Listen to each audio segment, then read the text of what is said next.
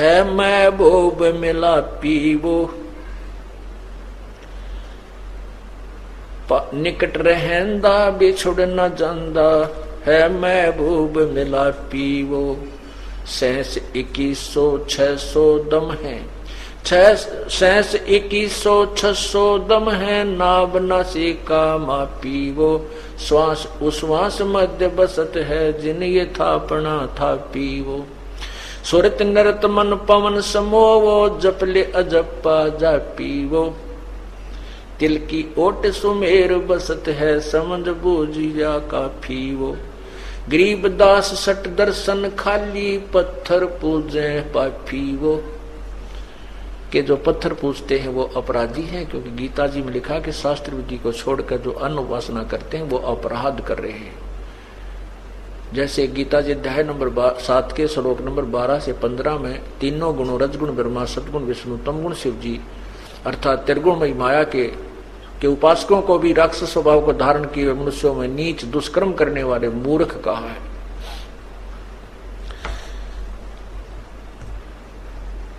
तो क्या बताते हैं, सुरत नर से परख न आवे, है महबूब सरोवाहु। जब तक हम सतनाम और सारनाम की प्राप्ति नहीं करेंगे तब तक परमात्मा के दर्शन नहीं होंगे। कैसे होंगे? द्वार बार घर छाड़ गए हैं, जाब से बन खोआ वो। भेख बनाए बहे बहुरंगी, कीना बहुत अभोआ वो। कि जिन्होंने घर भी त्याग दिया, बनखंड में जाके जंगल में जाके गुफा भी बना ली, और किसी विशेष परंपरा में जाके उसने भेष भी ले लिया, अलग से कोई वेशभूषा बोलते हैं, जैसे कोई गिरी है, कोई पुरी है, कोई नागा है, कोई गुड़, इस तरह उसकी अपनी वेशभूषा, कोई वैष्णव है, ऐसी वेशभूषा भी बना ली। और कामी करो दी बंग मंझारा, छाड्या लोभ न मोवा वो। है कामी क्रोधी बंग मंझारा, छाड्या लोभ न मोहा वो। एक समय गोपीचंद जो था, वो भर्तृ जो था वो राजा था। गोपीचंद और भर्तृ ये दो गोरखनाथ जी के शिष्य थे, और इन्होंने घर भी त्याग दिया, राज्य भी त्याग दिया। एक दिन भर्तृ जी, चांदनी रात्रि थी, और चांदनी रात्रि में रात के समय जा रहा था, सफर कर रहा था, यात्रा कर रहा था अकेला, और उसके साथ भर्तृ भी और गोपीचंद भी था, वो पीछे था। अब भर्तृ जा रहा तो आगे किसी ने पान खा के थूक रखा था, अच्छा बुलबुला सा हो रहा था उसका, और चांद की चांदनी में प्रकाश में वो ऐसा चमका था जैसे लाल हो। अब उसने देखा गोपीचंद भर्तृ पीछे, गोपीचंद पीछे रह गया, बाथरूम करने लग गया, पेशाब करने लगा, वो बैठ गया। उसने देखा और उसने सोचा लाल है कितना, उसने ठहठाया, हाथ मारा, सारा दस गया। उधर से भर्तृ गोपीचंद का ध्यान पड़ गया, क्या मिल गया महात्मा जी? ने बोला मेरे कर्म मिल गए, मेरे कर्म मिल गए, मैंने सोचा था लाल है, यो मेरा हाथ दस गया थूक मेरे तरह के। तो परमात्मा यहाँ कहते हैं घर भी त्याग दिया और लोभ फिर भी ना छूटा, लाल पे टूट के पड़ गया, लाल समझ गया, वो थूक ठा लिया अंधेरे में। तो यहाँ कहते हैं कामी क्रोधी बंग मंझारा, छोड़ा लाभ लोभ न मोहा वो। पिता विवेक अक्षमासी, माता जिन दूर किया दिल द्रोहा वो। मांडा खेत नेत जस गाँव, सतगुर पकड़ा लोहा हो। 14 भवन गवन सब छूटे, दिल ही अंदर जोया वो। है निज धाम दरस दिल माही, कर्म भरम सब खोया वो। सिज्जा अदर सिंहासन अवगत, तुरिया पुद में सोया वो। अनहद तारी लगी हमारी, उजू अकल से धोया हो। अनहद तारी, तारी माने लो, और अनहद माने अखंड, यानी हर समय उस परमात्मा का ही चिंतन बना रहे, उसी की लगन लगी रहे, उसको अनहद तारी कहते हैं, जो कभी खंड ना हो। अब क्या कहते हैं कि बिना प्रेम पावे नहीं चाहे कोट समाधि ला। परमात्मा के प्रति जब तक हमारी आत्मा नहीं खिंचेगी, यानी उसमें प्रेम नहीं होगा, प्रभु नहीं मिलेगा। और फिर उसके साथ बताते हैं कि छिन घटे छिन बढ़े, छिन चढ़े छिन उतरे, सो तो प्रेम ने कहावे। और अघट प्रेम पिंजर बसे, प्रेम कहावे सोई। जैसे थोड़ी सी देर में तो भाव बन गया, थोड़ी सी देर में फिर उसे हो गए, कोनी रुचि रही। तो ये कहते हैं अभी सच्चा लगन पूरी प्रेम तेरा, अखंड अनहद तारी नहीं लगी तेरी अभी। छिन चढ़े छिन उतरे, सो तो प्रेम ना कहावे। और अघट प्रेम, जो कभी ना घटने वाला, कभी कम न होने वाला जो प्रेम शरीर में बस जाएगा, तो प्रेम कहावे सोई। तो यहां कहते अनहद तारी लगी हमारी, वो जो अकल से थोया वो, सतगुरु दानी मिले बिनानी, बीज अभय पद बोया वो। दिव दृष्टि खुली हमारी, सार शब्द से टोया वो। गरीबदास गायत्री लापी, शीस पीठ जम रोया वो। ओए होए, कहते हैं हमारे जो ज्ञान रूपी अखियां हमें मिल गई, सच्ची लो लगा के भजन किया, और फिर हमारी दिव्य दृष्टि खुली और सार शब्द से टोया वो गुम हुआ भगवान, वो छुपा हुआ परमात्मा जो सतलोक में विराजमान है, इस सार शब्द से टोया वो। परमात्मा की प्राप्ति होनी है सार शब्द से, और ये सार नाम जो आपको मिलना है, ये तीसरा मंत्र है जो पूर्ण ब्रह्म का है। तो ये 3 मंत्र के जाप से परमात्मा प्राप्ति होती है। दिव्य दृष्टि खुली हमारी, सार शब्द से टोया वो। गरीबदास गायत्री लापी, और शीस पीठ जम रोया हो। ये गायत्री नहीं है जो भूर्भुवः ओम भूर्भुवः स्वः तत्सवितुर्वरेण्यं भर्गो देवस्य, जो हम भी घोटाला रहे थे, खूब इसका दिन रात जप्या करते हैं, लेकिन इसका ये नहीं पता था ये क्या है। ओम तो इसके साथ लगता ही नहीं। ये तो यजुर्वेद के 36वें अध्याय का तीसरा मंत्र है, और एक किसी सदग्रंथ के केवल एक श्लोक का रट्टा लगाने से प्रभु प्राप्ति नहीं होती। वो तो प्रभु के गुणों का ज्ञान होता है, वो कैसा है, क्या करता है।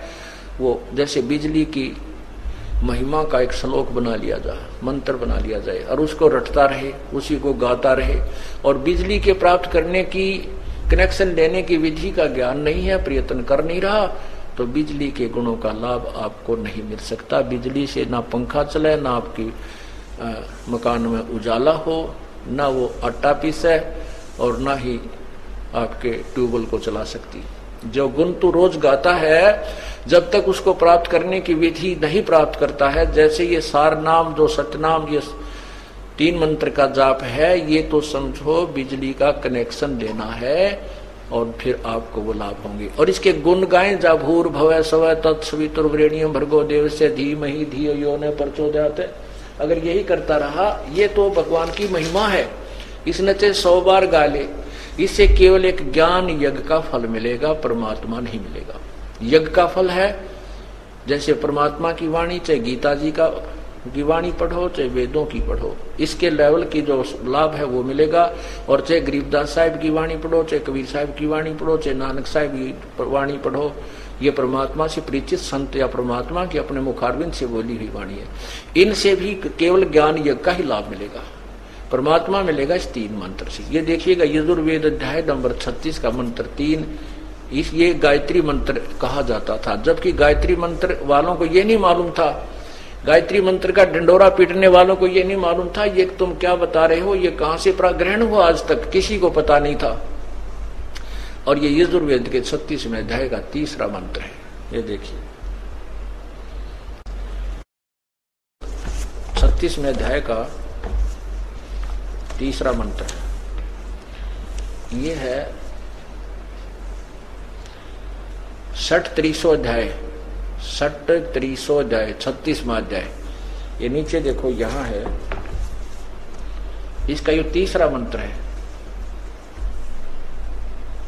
ये वाला।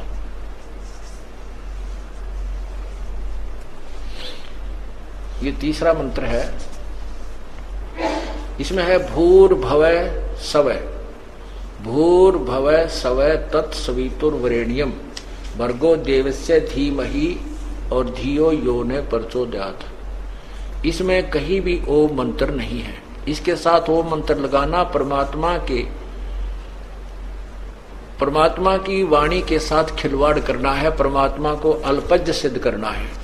भगवान ने तो केवल इतना ही बोला, और इसमें हम और जोड़ दें कुछ तो वो हमारी अपनी नालायकी और चतुरता है कि हम दूसरों को अपनी सूझबूझ से अट्रैक्शन करने के लिए उनके साथ खिलवाड़ करें, उसे लाभ भी नहीं मिलता। जैसे मोटरसाइकिल या कार के पिस्टन के साथ में कोई नट अलग से वेल्ड करके कोई कहे कि अब ये पिस्टन और ज्यादा अच्छा बन गया है, उसने तो काम बिगाड़ दिया।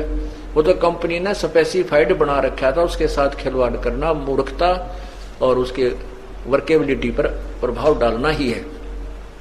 तो इसके साथ वो मंत्र नहीं लगना चाहिए। पूर्ण परमात्मा की महिमा है ये, और ओम है ये ब्रह्म का जाप। जैसे प्रधानमंत्री के साथ राष्ट्रपति को कहे मुख्यमंत्री साहब जी और फिर उसका नाम ले, वो कितना प्रसन्न होगा। प्रधानमंत्री को मुख्यमंत्री कहकर संबोधित करे तो वो बहुत नाराज होता है, और जो काम करना चाहता तो भी ना करे, उसको कहे जो भगा दे यहाँ को, इससे इसको ये नहीं पता मैं मुख्यमंत्री हूं या प्रधानमंत्री हूं। मुख्यमंत्री मेरे सामने करबद्ध होकर खड़े हो जाते हैं। तो इसलिए इन नादानों ने, अनजानों ने ओम शब्द इसके साथ लगा करके भगवान की वाणी का अपमान किया हुआ, इससे कोई लाभ नहीं मिला। तो अब कौन सी गायत्री लापनी हमने? गायत्री का अर्थ होता है परमात्मा को हृदय से, जैसे किसी के इकलौते पुत्र की मौत हो जाती है, किसी की पत्नी की मौत हो जाती है, किसी की पति की मौत हो जाती है, और फिर वो कैसे लाप करता है, ऐसे गायत्री लाप करना होता। परमात्मा को इस कसक से याद करना होता है, जैसे वो उसके वियोग में और रो भी रहा है, उसको याद भी कर रहा है। कहते हैं गरीबदास गायत्री लापी, हमने उस परमात्मा की ऐसे सच्चे दिल से, सच्ची श्रद्धा से भजन किया उस मंत्र का, फिर शीस पीट जम रोया वो, यू काल अपने सिर ने पीट पीट कर रोने लगा कि यू तो गया मेरे हाथ तय, हम पार हो गए। तो इस प्रकार हम परमात्मा प्राप्ति करेंगे। बोलो सतगुरुदेव की।